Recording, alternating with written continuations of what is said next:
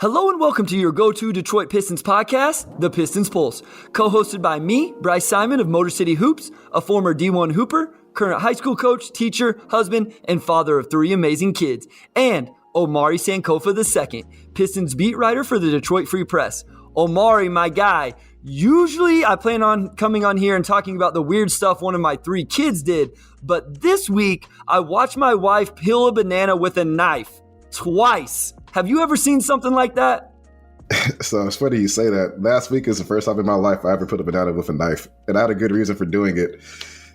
I like smoothies. I'm a smoothie guy. I bought a blender earlier this year, and I make several smoothies a week. And I started freezing my bananas for the smoothies so that it stays cold.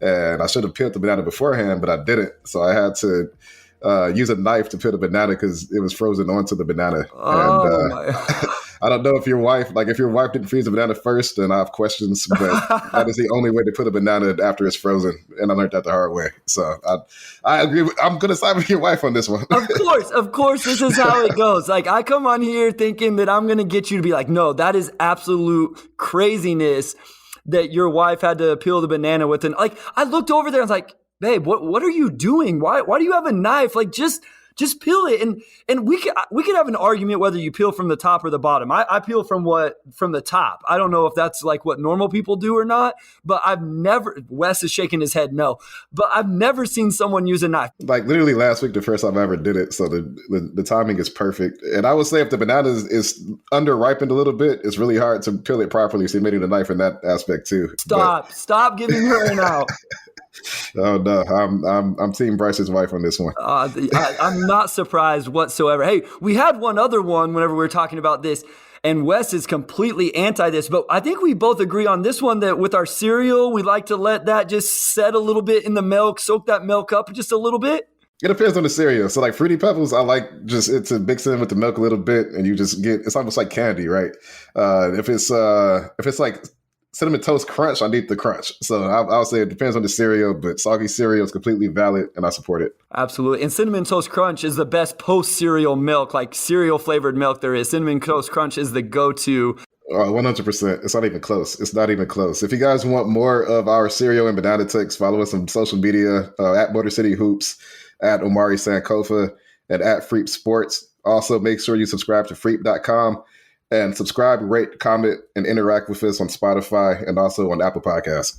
Absolutely. And of course, we talk a little bit about more than just cereal and how you peel your banana. We also talk Pistons. And let's start with Sunday's game against the New York Knicks and Marvin Bagley III. He had a really nice game. I believe he finished with 27-7, but it's all about the dunks. Can you give the listeners the stat that you had, a really cool stat about the dunks with the Pistons? 100%. So in 30 games with Sacramento this season, Marvin Bagley III had, I believe it was 18 dunks. And through 16 games with the Pistons, he has 30 dunks, which I think really illustrates just the shift in role. I mean, Sacramento didn't know what to do with him. Basically, toward the end, he was out of favor. He had butt heads with the front office coaching staff, and they were sticking him in the corner.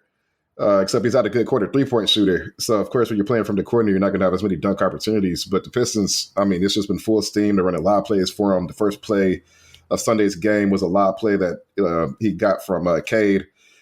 He's really been a beast inside. Like, you look at his numbers, he's been their most efficient paint scorer.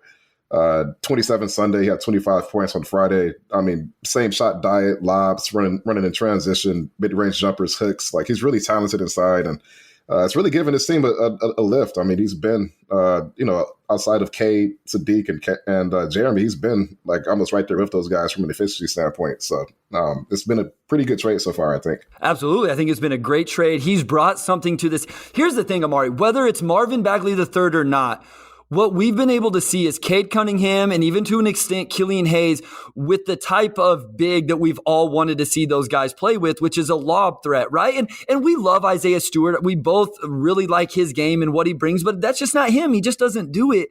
And so it's been nice to see those guys get to play with a guy that can go up and finish a lob, grab an offensive rebound. The offensive game, as we've talked about, is really impressive. I just wonder if he has long-term starting potential because of the defensive end of the floor, Amari. And there was a play in the Knicks game. RJ Barrett attacked Kelly Olynyk on a switch.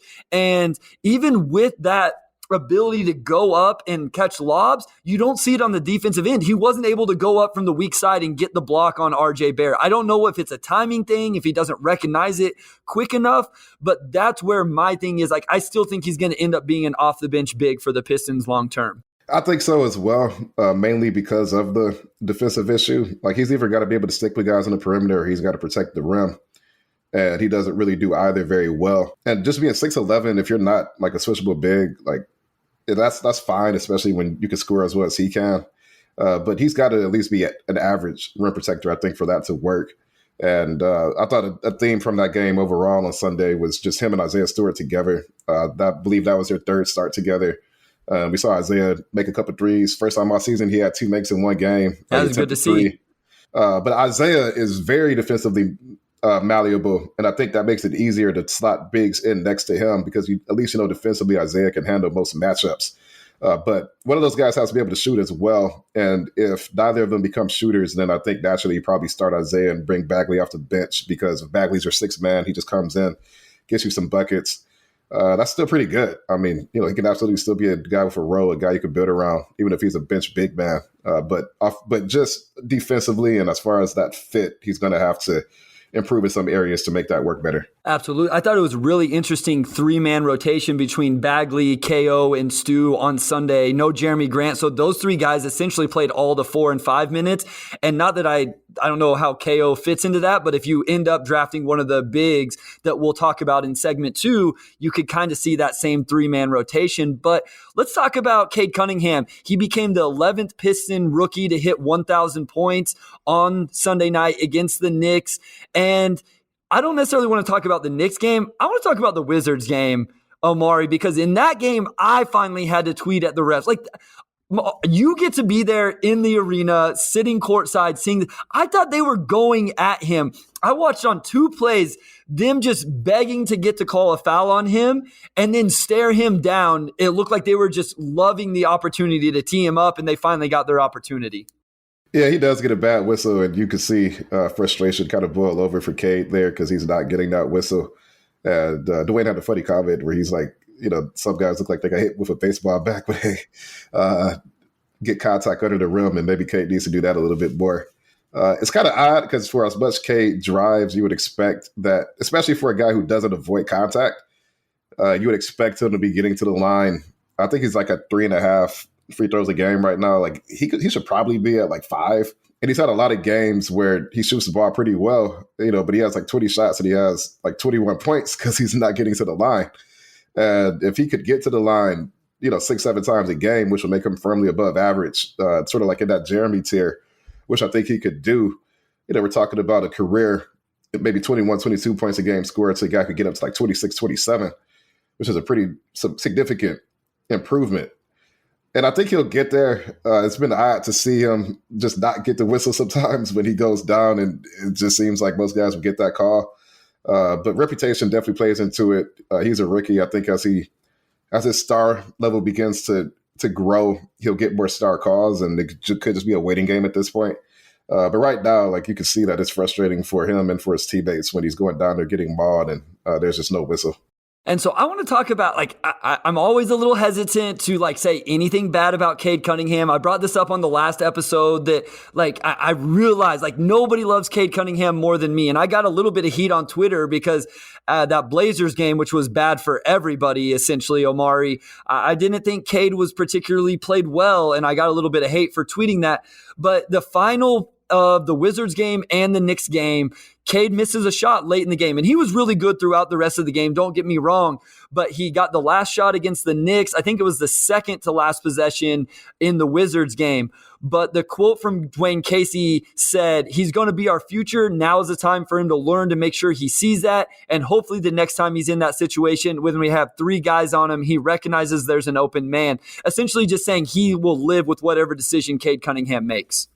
For sure. And I think one thing we've seen from Cade is he occasionally gets tunnel vision, which he's a young rookie point guard. Like all rookie point guards have stuff they have to work on as far as that. And on that drive, he did have an open man, and Cade's usually pretty good at kicking it out. And just on that particular drive, maybe he felt like he needed to be the guy to hit the shot. Whatever it was, clearly it didn't work out. But even with his turnovers sometimes, like we'll just see him force a pass that isn't there, and maybe the window just closed by the time he decided to actually make the pass. So just young ball handler stuff. Like I don't think that's going to be an issue for him long term. Kay is a guy that he's already been so good in those situations that I think it just sticks out more when he does make the wrong play. So it's almost like he gets graded on a curve at times just because of that. It's crazy. Like, we're holding him to such a high standard. I realize it with him. Like, I'm just nitpicking things, and I don't mean to. I appreciate how good he's been. I really do. What I love is all the stuff he's getting to experience as a rookie, Amari. So we talked about he's in these situations late in games as a rookie with the ball in his hands like he was against the Knicks on Sunday. And he's going to learn from that possession where he got ripped by Alec Burks. He's getting double teamed all the time. He's having to play games where he's volume shooting, which I don't think is his strength, to be honest with you. I don't think that's who he wants to be. He wants to get teammates involved. But the fact he's getting to do all of this as a rookie, take it in, learn from it, and grow, I think that's huge for his development going into next season and the years after.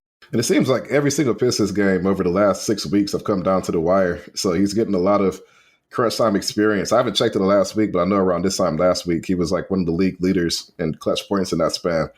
But it's just opportunities. When every game is a crunch time game, you're in that role over and over, and you're going to get some points. And we've seen him thrive in that scenario over and over. So it is good for him. It's a rebuilding year.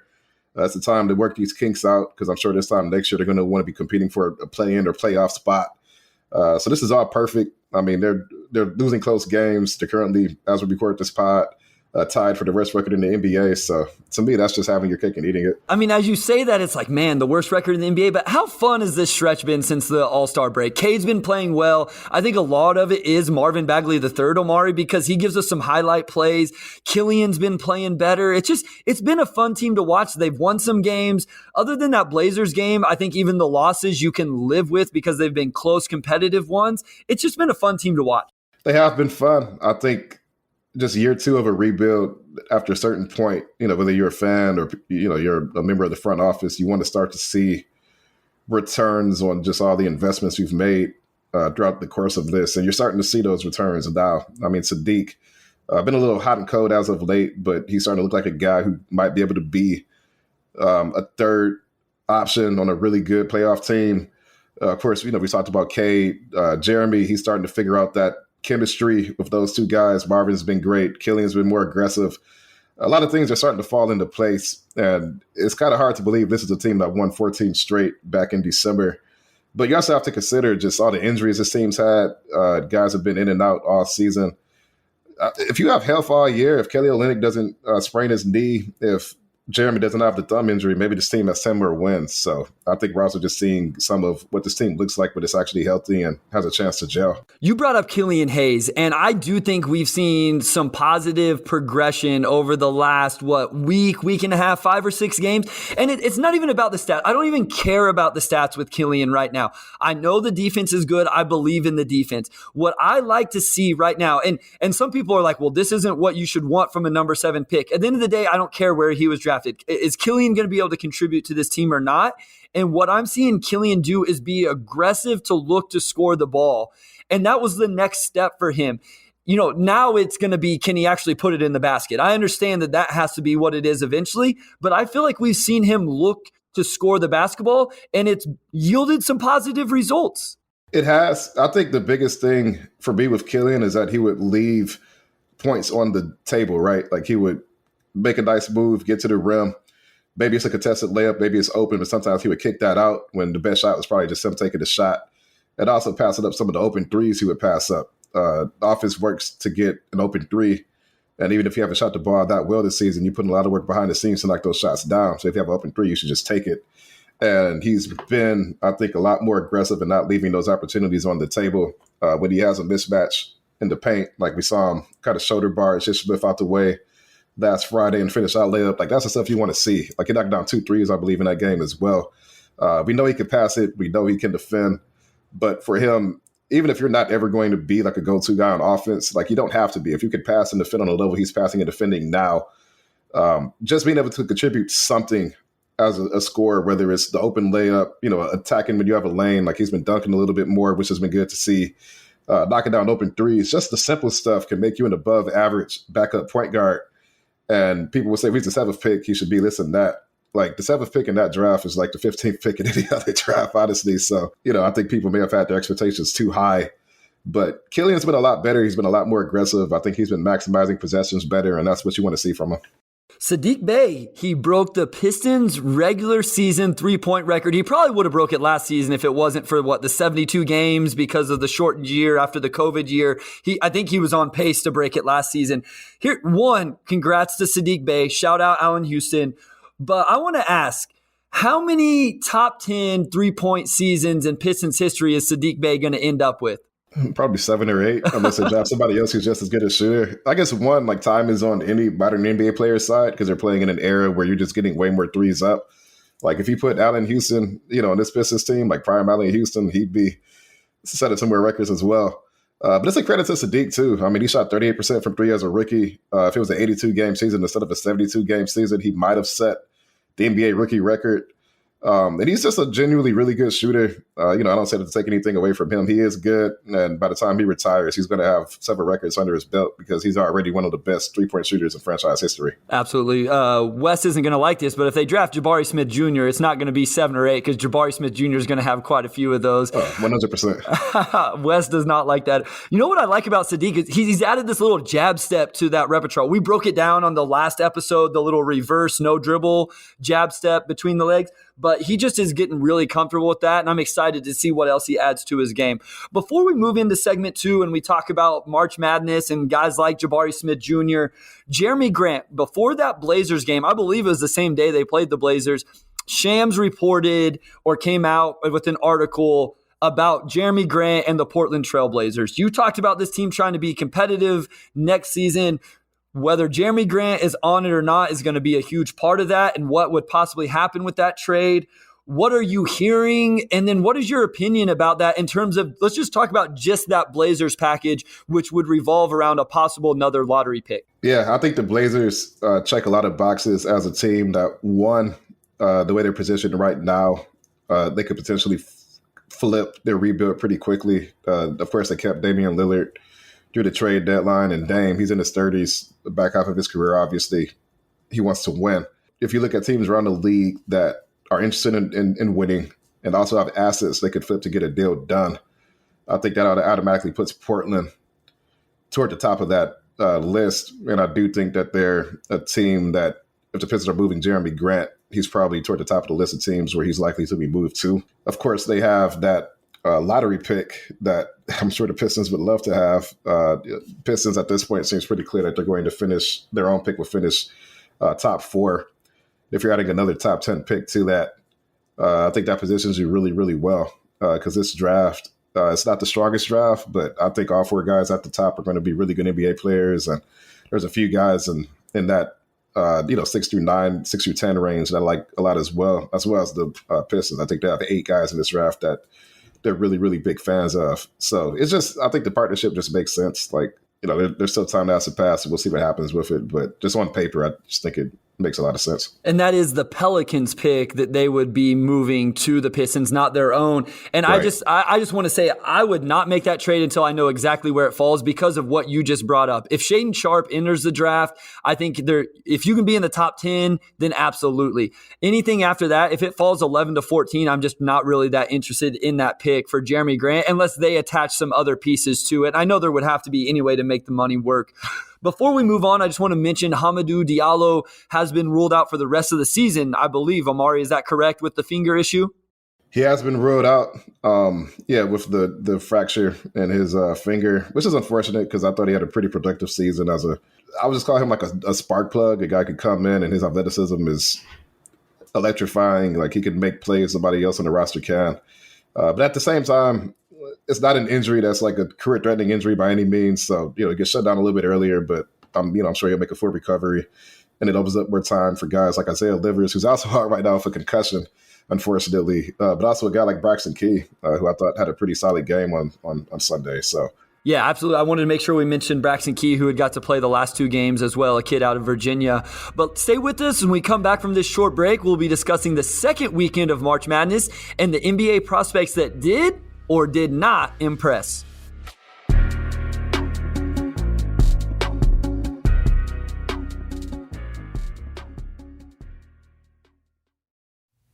I'm Alyssa Robinson for the Detroit Free Press.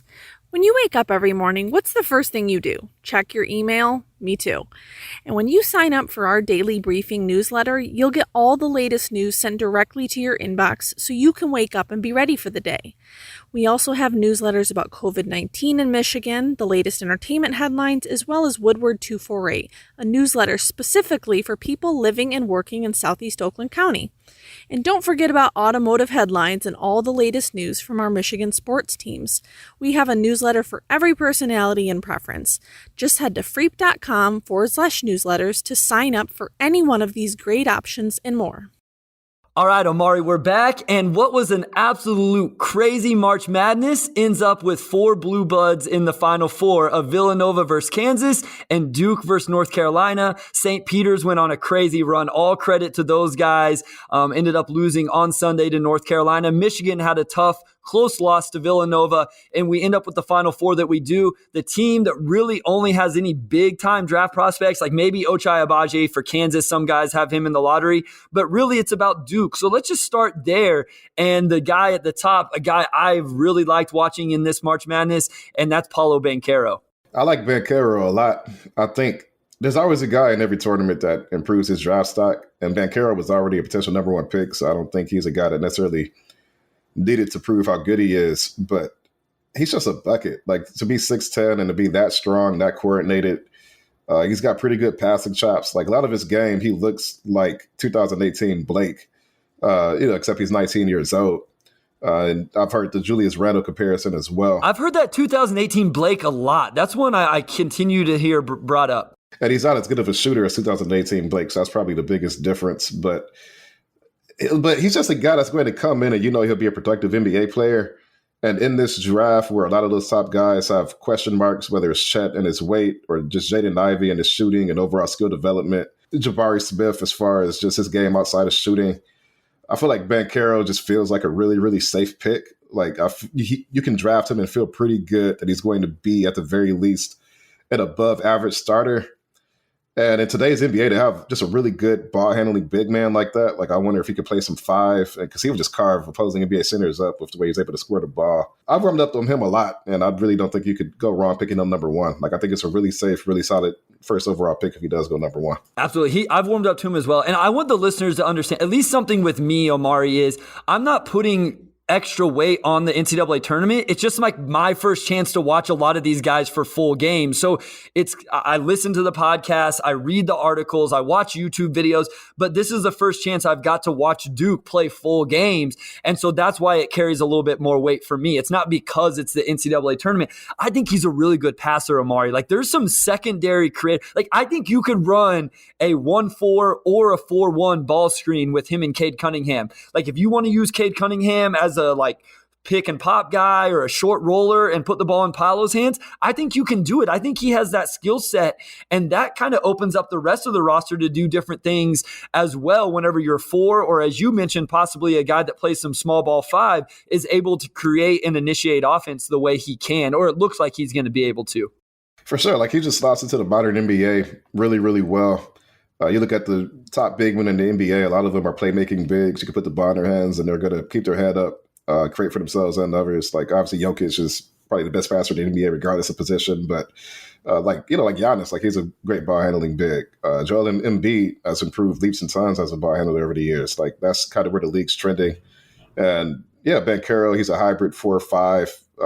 Maybe his question marks are really just his shooting and where he fits in defensively. But you just feel good about him coming in, and he's going to have a very clear defined offensive role from day one. You know what he can do. Like, all that's going to translate from day one. Probably if you had to bet on a guy being rookie of the year, it'd just be him, just because, he probably has the highest floor. Yeah, I like him a lot. Like, I think he's perfectly valid as a number 1 choice, even though Chet and Jabari probably have higher long-term upside.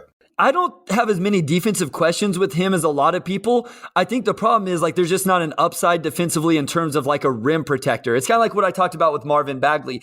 Even in their Elite 8 game, he got against Arkansas, he got dunked on a couple times. Like, I don't care that he got dunked on. Like, that's whatever to me. I'm working on an Isaiah Stewart defensive breakdown, and I'm going to put in a clip where he gets dunked on. I think he got dunked on by Rui Hachimura in that Wizards game. It's not about the fact he got dunked on. It's just like, talking about the ability to protect the rim in certain situations. And Paolo just doesn't really show that. And so I think that's maybe the only question I have defensively, but it's not like he's a bad defender where he's just getting blown by all the time out of position and stuff like that.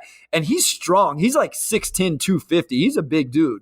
Yeah, he's a really big dude. And like I've heard people talk about the athleticism, but when you're 6'10", 250, that strong and that coordinated, like most matchups are going to go into your favor. You just move guys out the way. I even heard some people mention Carmelo just because of just the bag of moves he has. And I'm not going to say that, but yeah, he's 6'10", strong, coordinated. All that's going to translate. I really don't have any question marks about him being an above average NBA player for a long time. Duke may have 4 other first-round picks on their roster, at least 3, I think, between Adrian Griffin Jr., Mark Williams, Wendell Moore Jr., and even Trevor Keels, if you want to throw him in there. Maybe not at the top of the draft. I think each of those guys is kind of at a different spot, but did any of those guys stand out to you, or a guy that you're kind of intrigued by just in general? Maybe not just from this weekend, but from the season as a whole and what you've heard about him. Yeah, just Mark Williams. I mean, 7 feet tall, massive wingspan. His wingspan is like 7'6" or 7'7", I believe. Like, he kind of reminds you of like a Clint Capella type guy who's just, he's a great athlete, of course, but also just great tools to be a rim protector, lob threat, roller. Just a really just classic prototypical NBA big man in today's league that you always need a guy like that. You need a guy who's athletic and protect the rim. Like, I put prime DeAndre Jordan in that category as well. I just feel like he's going to come in and he's going to be a pretty good NBA starter for a long time. And in a draft where it doesn't seem like there's a lot of guys who are short things, like, I feel pretty good about Mark Williams being a good NBA player. So he's probably in like that 20 through 30 range right now. But to me, you'll probably look back 5 years later and it's like, this guy should have been like 12 or 13. Absolutely. I'm kind of wondering if he's going to end up moving up. As they've made this run and he's played really well, you could see his name moving up some draft boards. And I do think it's good for us to talk about those guys moving forward, because what if Troy Weaver does end up acquiring another first-round pick? There may be some of these guys in that range. And for our listeners, we talked this week about possibly bringing on some NBA draft analysts, like guys that do this for a living, having somebody like that on as our first guest. So be on the lookout for that. We talked about those guys who have, I don't even know if they've benefited from this deep run that Duke is making. Let's talk about some guys who may have benefited more had their teams made a run and did not. And I know you have a guy. As soon as I brought this up, I text you, you're like, I got a guy. You're smiling about it right now. So I can't wait to hear who this is. I have a hunch. I think I know who it's going to be, but I'm very interested. Who would have benefited better from a deep run? Ty Washington. Okay, that is not who I thought it was going to be. Interesting. What did you think it was going to be? Keegan Murray, of course. Keegan Murray. Yeah, I mean, he would be on that list as well, but I'm going to go with Ty Washington because I think Keegan Murray is pretty solidly a lottery pick at this point, and Washington is not. But there's been a trend where Kentucky guards look significantly better in the NBA than they do at Kentucky, and I don't know exactly why that is, but you look at De'Aaron Fox, Devin Booker, Shai Gilgeous-Alexander, like the list goes on. Like, all these guys have turned into NBA stars. None of those guys were considered like I don't think any of those guys went like top 6. Like, they were all late lottery picks for the most part. And to me, Washington, he had a really strong start to the season. He kind of fell off after he got hurt. And I know that impacted his stock a little bit. But for him to just, show that he's healthy and, could be a guy sort of in the mode of like a Shai Gilgeous-Alexander, I think really would have been good for him. It's just, for me, I think it's just as simple as I think he's going to be a really good NBA point guard. Though he will probably get some lottery attention, but I don't think he's a lottery lock at all. And just looking at the trend of Kentucky guards over the years, it just seems like he's going to be drafted later than he should be. And then 3 years later, it's like, oh, this dude's averaging 20 points and 7 assists. Like, why did he go 17th in this draft? No, it's going to be really interesting with him. As Wes, the producer, said, De'Aaron Fox did go number 5 in his draft. So, but you're right. Like, that reputation of Kentucky guards, and I don't know if it's people trying to kind of badmouth Calipari or what it is, but that reputation is definitely out there. If those guys don't necessarily are big time, and then they go into the league and just explode. And I've heard people talk about Ty kind of playing out of position because he doesn't get the ball in his hands at Kentucky. It's so weird with some of that stuff with, the sophomore, the junior, maybe even the senior on the team kind of keeps their role. And He's an interesting prospect to me. Do you think he's a guy? Let's say Weaver finds another pick in the first round. Is Ty a guy you think could come in and start with Cade Cunningham, or does he not really fit next to him? I think a lot of guys can fit next to Cade. I think the main thing with Ty is that he's not a great shooter. And to me, he kind of reminds me of Tyrese Maxey. Where he's a mid-range guy. Like he loves the mid-range guy. Right? Okay. He's got like a good floater. Like he reminds me of Tyrese Maxey, where he's more of a downhill, like inside the arc guy. And he's really efficient and just like his feel for scoring inside the arc is really, really good. And there's always guys in this draft. If he can shoot, watch out, right? And he's a guy that's in that category for me. But just like his touch is so good, it's hard for me to see him not being at least an average 3-point shooter. I think he can fit next to Cade 100%. I mean, but you can fit a lot of guys next to Cade. So you would have to be pretty bad at basketball to not fit next to Cade. That's what's special about Cade Cunningham. I like Dyson Daniels, the kid out of the G League Ignite. He's a guy I'd really like to see if the Pistons do end up with another lottery pick. And the guy I would say that I was a little sad, one, for my bracket. By the way, how's your bracket doing? Mine sucks. Yeah, my bracket's done. Okay, all right. Yeah, good. It's completely done. I haven't even checked it, but I had Gonzaga winning it. So once that happened, I had Arizona, so I was hoping you weren't like, oh yeah, I got all 4 of my Final Four teams. I have one. I had Duke in the Final Four, but Benedict Mathurin was a guy I was hoping Arizona would continue to win, not just for my bracket, but I just wanted to see him play more. Like I just wanted more chances to see him play against really good competition and see how he would look. But let's move back to the guys at the top. So I have a couple questions here for us, Amari, and us to debate. So the first one is, which of these guys is more likely to develop this skill? So who is more likely to develop this skill in the NBA? Paolo Banchero's 3-point shot or Jabari Smith Jr.'s self-creation off the dribble? I'm going to go with Banchero's 3. And that's not to say I don't think Jabari Smith will become a better shot creator. But I think he's going to have to put in more work to be that compared to Banchero, where he's already got some shooting ability. It's just more so the consistency. But Banchero's got really great touch inside the arc. Like I think he'll be able to figure out the 3-point shooting with time. Whereas my argument for Jabari becoming a good shot creator is just he's not that. He hasn't really shown that a lot in college, and he's still really young. So with time, I'm sure he'll be able to figure it out. But I just think there's probably going to be more work in that for him compared to a guy like Banchero, where it's just boosting that 3 by a few percentage points. I agree. And I'll be honest, I'm pretty high on Jabari Smith Jr., but that Miami game, the self-creation issues, like they looked really bad, Amari. It really, really showed up in that game. And Wes is loving this right now as I talk about it. I know he's eating it up, but I think his shooting is going to be elite. I think it will translate.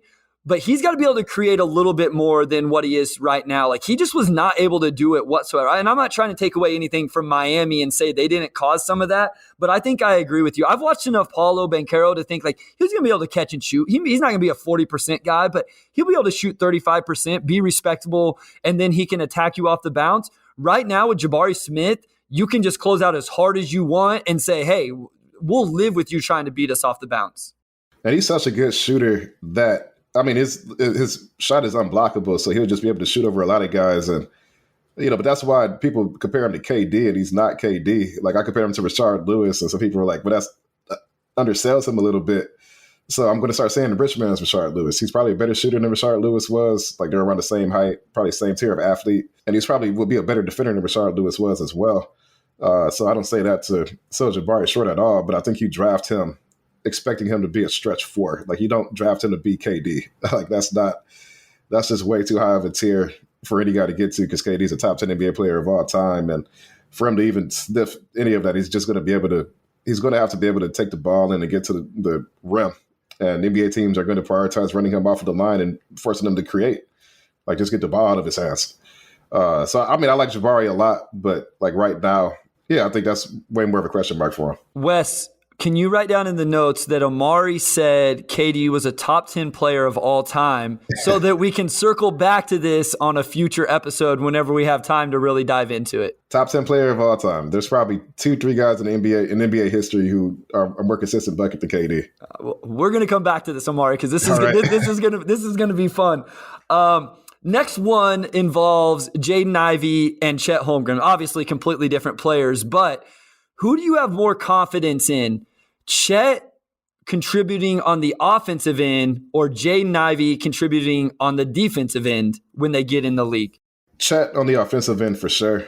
I think one, just a guy who's already a 40% three-point shooter, like elite lob threat roller. I think he has more of a post game than he was able to show at Gonzaga because he plays next to an even bigger 7-footer in Drew Tim. So it's kind of hard for both of those guys to, score in the paint at once. But even just like I watched Chet in high school a little bit too. And like, have you seen it at Gonzaga as well? Like he's a really good ball handler. He can make pretty good reads on the open floor. Offensively, I just think Chet's going to be a little bit better in the NBA than maybe some people think. And we talk about the size of him a lot, but he's so talented offensively that he's also a guy that teams have to game plan for, right? Like he's probably a guy who could be, to be second or third best offensive weapon on a pretty good playoff team just because offensively he does just about everything. Jaden Ivey has the tools to be a really good defensive player, but to me, Chet is already better offensively than he is defensively. So that's a pretty straightforward pick for me. People keep throwing that back at me with Chet Holmgren. Like he in high school, he has the pedigree of being a really good offensive player and the shooting and the skill. And I understand. I don't know why I keep pushing back on Chet Holmgren offensively. Like there's just something that I'm like, I don't completely buy it that he's going to be able to be like a number 2, number 3 option, anything more than a pick or pop. Like I buy the shooting will be fine. I don't know that it's going to be elite. Like he's not going to shoot it like Jabari Smith Jr. I don't know. I don't think there's any post game there right now. Like I think I have more questions about the strength than other people do. Like I'm just going to stick to it. Like I'm going to stick to my guns with it. He's got to get a lot stronger. I think offensively it's going to matter, like pushing through on drives and taking contact. I even think defensively it's going to matter. With that said, I do have major concerns about Jaden Ivey on the defensive end. There's quite a few question marks about Jaden Ivey that, other than the athleticism, which is just like some of the flash plays are unreal, Amari. But he gets very disinterested off the ball. You watch a Purdue game and you can find a lot of clips where he's standing straight-legged on the weak side. I agree. And like people, like this is another comparison I know. Like people compare him to Ja, but he's not Ja. Like he just does not. Like Ja, like he went the ball in his hands every single time he's on the floor. Ivey's not the point guard at Purdue, Amari. He doesn't play point guard there. Yeah, he's not a point guard at all. Like you're not drafting him with the expectation that he's going to be a primary playmaker at all. If he becomes that, then that's great. But to me, he is very much an off-ball guy. And, just in the NBA, I think there's going to be a filling out process where I'm figuring out how do I leverage this athleticism to consistently be a good NBA player. That's why for me, I think Ivey is still like 4th behind those other 3, bigs and Chet, Jabari, and Banchero. But I mean, Ivey has the tools to be the best player in the draft. He just has to figure out how to use them. We will continue to talk about Jaden Ivey, Chet, Paolo, all of these guys through the next handful of episodes and into the NBA draft lottery and the offseason in the NBA draft. But today, stay with us as when we come back from this short break, we'll bring back the And One mailbag segment. One question selected by myself, one by Amari, and one by random draw live during the recording.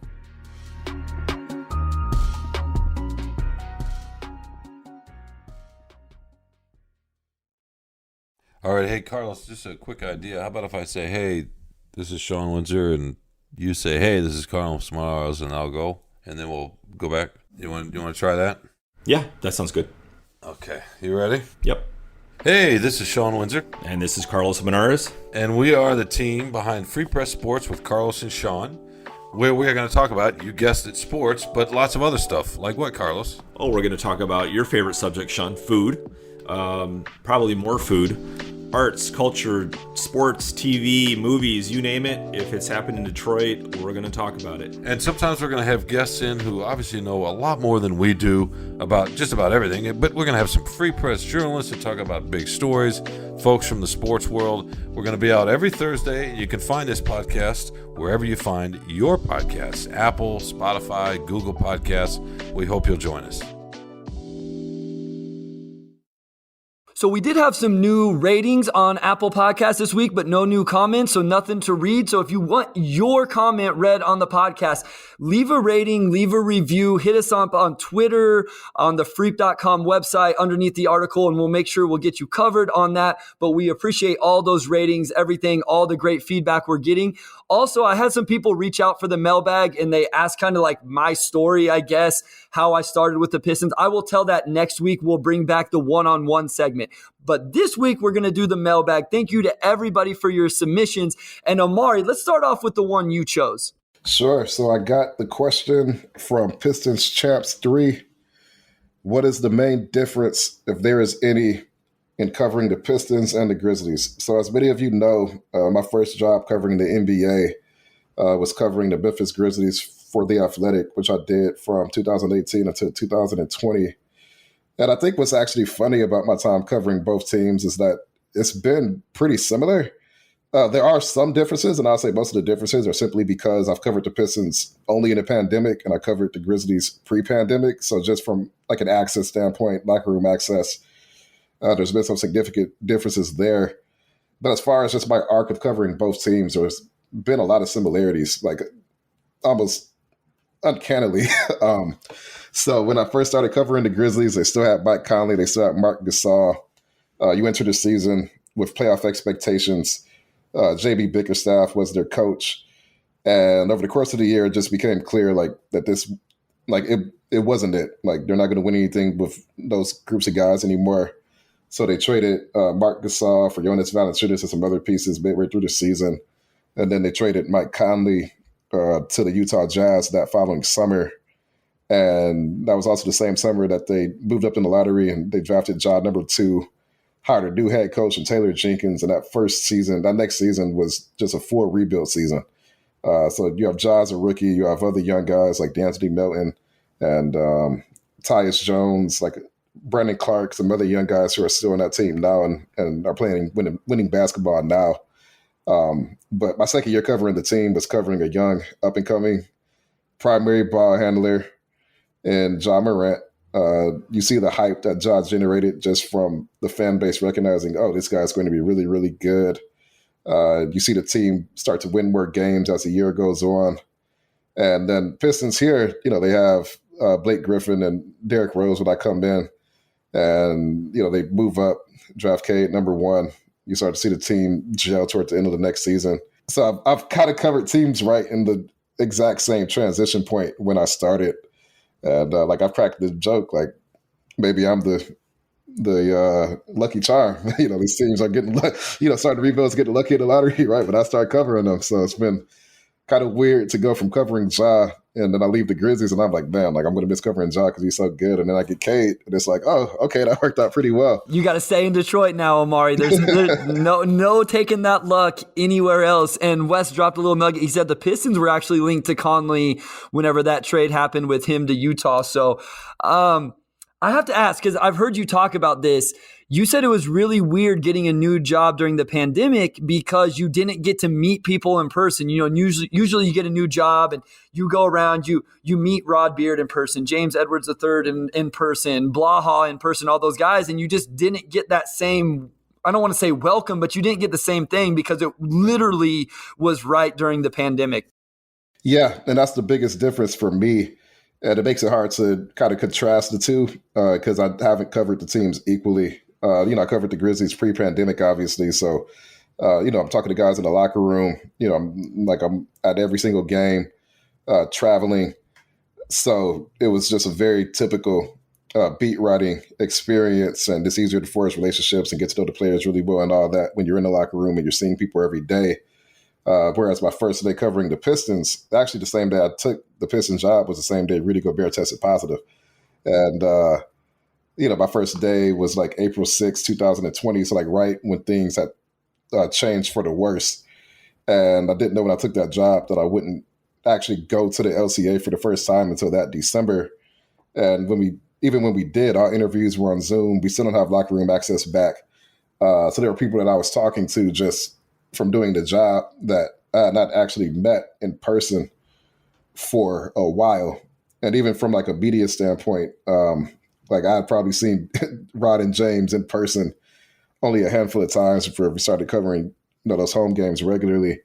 But I didn't make my first road trip covering the Pistons until I was probably almost a year in. So just a very different experience covering the Grizzlies where everything was normal. And because of that, this season covering the Pistons is year 2 technically for me. But in a lot of ways, it's felt like year 1 just because I have been on the road. I have been at the LCA and the media room's open and you're doing interviews in person. You have actual practice availability, so you get to know guys a little bit better.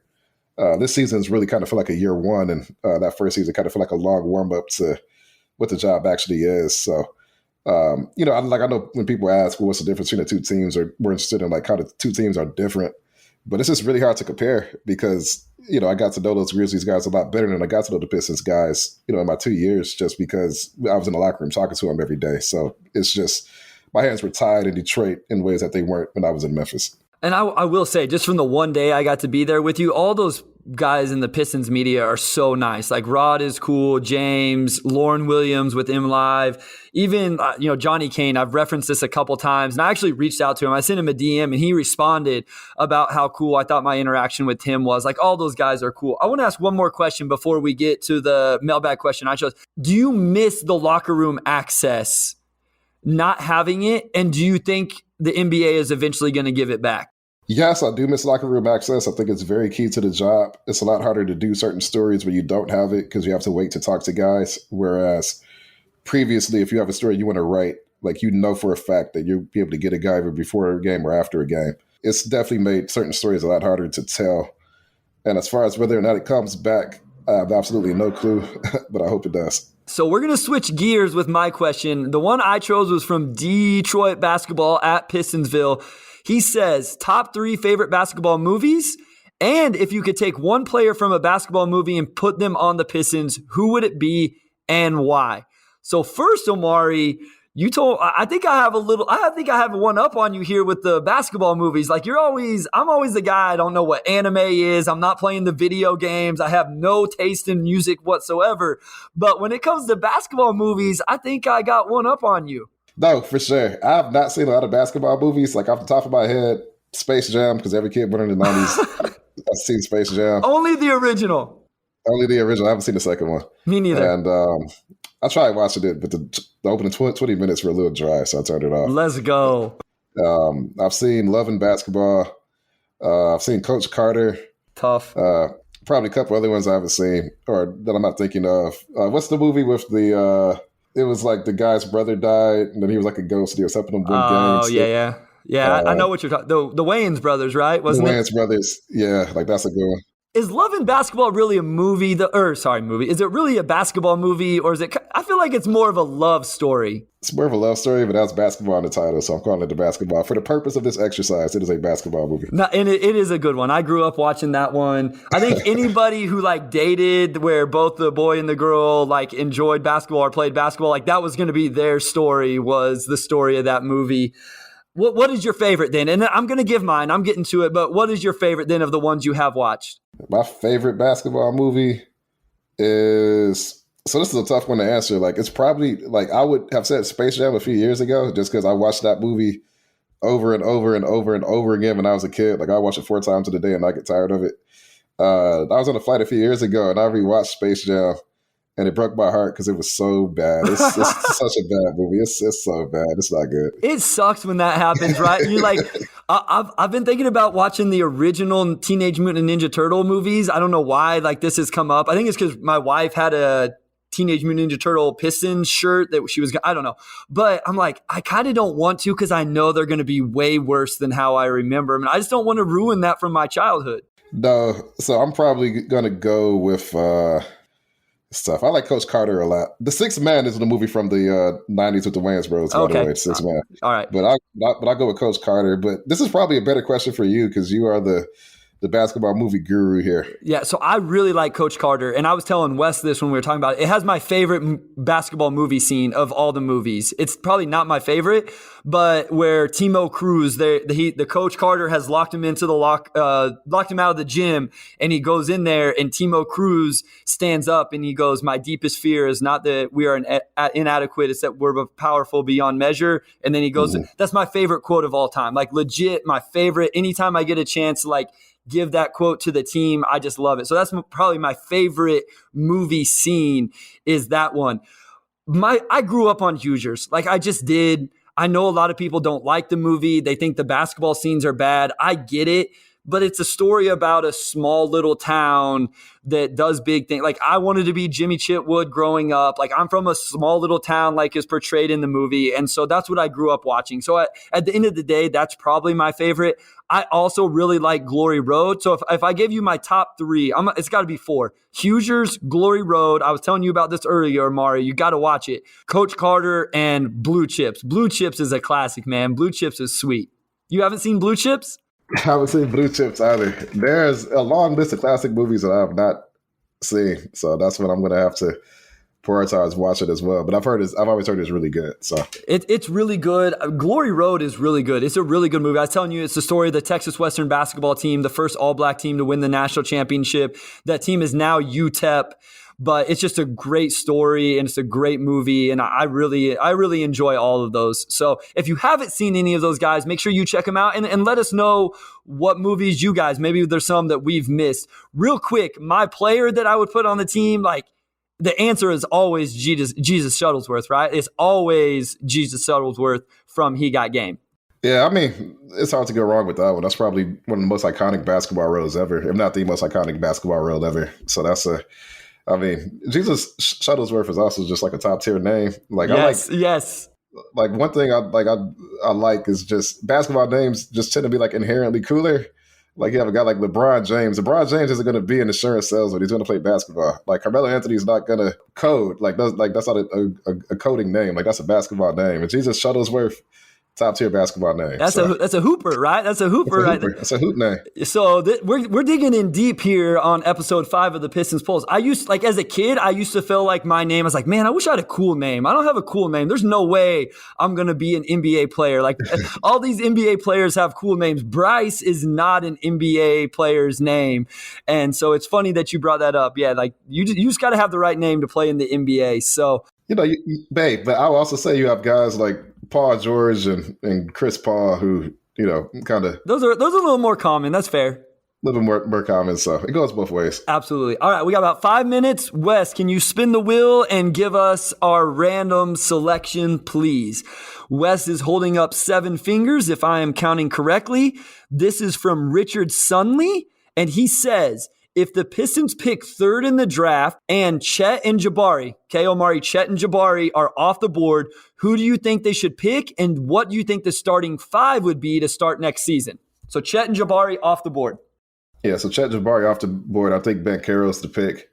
And I think the starting 5 next season is Cade Cunningham, Sadiq Bey, Isaiah Stewart, Banchero, and then shooting guard or point guard X. No. Come on, Omari. Give us one. Oh, a name. So you just traded Jeremy Grant. I want all the listeners to know that you just traded Jeremy Grant. I did. Yeah, I did just trade Jeremy Grant. I did. That was very deductive. If you draft Banchero, like, at that point, like, you can't play him and Jeremy Grant together. It's like, tough, right? Yeah, they're both power forwards. So maybe you get a guy back in a trade who fits, or maybe if you get that Portland pick, you use that on a guy like Mathurin, and maybe he's a day one starter just because, I mean, his shooting projects pretty well. I think he's a guy that could probably be a day one starter and be pretty good. So I'll just say Mathurin. Let's play this scenario out, because I agree. I think it's Paolo Banchero, no question about it. I think you have to trade. You don't have to. I think you probably need to trade Jeremy Grant in that scenario, and the starting 4 is what you outlined. Do you think there's a guy on the roster that the Pistons would feel comfortable with sliding into that guard spot next to Cade if, let's say, you don't find a guy in free agency or acquire another draft pick to fill that spot? Do you think they go with Hami or Frank or give Killian Hayes another shot? A lot of it just comes down to how well those guys can shoot. If Killian can come back and he's a guy that's knocking down 36% from 3 on pretty decent volume, like, he could take 3 a game and hit like 35, 36%, then 100% you could play Killian next to Cade. Like, I don't think there would be any issues with that fit at all. If Hami could come back and shoot pretty well, I don't think there's any issues playing Hami next to him. But bottom line, those guys have to be able to shoot. And I'm not ready to predict that either of those guys are going to come in and be great shooters next season. Like, you can put Frank in that category as well, but Frank hasn't shot it that well this season. And I also think he's just probably better as like a spark plug off of the bench. So, like, I would not count Killian out, but he's got to be a better shooter for that to happen. I'll just say this. I know this is a little 2K-ish, but NBA 2K-ish, but Cade, Mathurin, or one other guy, Johnny Davis, somebody like that, if you want to play that, Adrian Griffin Jr. from Duke, Bay, Paolo, and Sue, those guys combined would have 5 combined seasons of NBA. Like, that would just be a lot of fun. That would be really exciting. I don't know if that team's a play-in team, Omari, just because they're so young, but that would be a lot of fun. And then you're bringing some nice pieces off the bench. You'd have Killian, Frank, Livers, Hami, KO, Bagley. I don't hate that. I don't know that you're getting in the play-in game, but I don't hate it. No doubt. Like, you would have depth, and we've seen young teams win. I mean, the Grizzlies have been really young this season, but when the pieces fit and you have a lot of high character guys who can contribute, I think that helps a lot. So that would be a young starting 5. And I think I'm with you where I'm not ready to quite predict the Pistons will be a playoff team or play-in team next season, just because the depth of the East is so deep. Like, the Pistons could 100% be twice as good next season and still be on the cusp of making it. Like, you just look at the Hawks, right? The Hawks are way ahead of their rebuild, and they haven't lived up to expectations this season, partially because of some internal issues, partially because they're playing good teams every single night. But there's a lot to like with that group, 100%. And you factor in the depth as well. KO, Bagley off of the bench, guys like Frank, Hami being X factors. There's a lot to like there. When we get into the offseason discussions, I think this little thing has shown us the different ways this could go. You could go super young like that, or what if you keep Jeremy Grant and sign, let's just say, Jalen Brunson, a guy the Pistons have been linked to. All of a sudden, now you have a lot of veteran leadership in the starting lineup, and you're bringing the younger guys off the bench. Like, I think that's what's exciting right now. And we'll finish the episode with this. I'll let you follow up. But I think that's what's exciting about this offseason is there's multiple ways Troy Weaver and the organization can go. Right. They have flexibility. They have their own lottery pick, and they're probably going to lead the league or come close to it as far as available cap space. And they have not had that type of flexibility since Troy Weaver took over. And I can even reference the comparison between the Grizzlies and the Pistons. The Grizzlies had 2 assets in Mike Conley and Marcus Gasol that got them really good returns. They're productive veterans, and they got really big returns, and it jump-started their rebuild. Pistons have not had players with that type of value. So having a guy in Jeremy Grant, along with that cap space, along with that pick, means the summer could go so many different ways. And it's kind of hard to predict exactly how it'll unfold. At this point, the Pistons really can kind of captain their own destiny now. They're not hamstrung by any bad contracts. They have flexibility, and they could really remake the roster in a lot of ways this summer. Absolutely. It's a fun team to watch post All-Star break. It's an exciting offseason with all sorts of possibilities. It's a great time to be a Pistons fan. It's a great time to be a Pistons beat writer. Make sure you follow Omari Sankofa II on Twitter. Follow me at Motor City Hoops and read all of Omari's articles on Freep.com. As we always do, we want to give proper credit and thanks to all the people behind the scenes. Editor, Kerry Jr. II, executive producer, Anjanette Delgado, and executive producer, Kirkland Crawford. And of course, our guy producing the podcast, dropping little nuggets here and there, Wes Davenport. We also want to thank all of you for listening to this installment of the Pistons Pulse. Please rate, subscribe, comment, follow us on Twitter, and tell a friend about the podcast so we can continue to grow. Thank you, go Pistons, and we'll talk to you soon.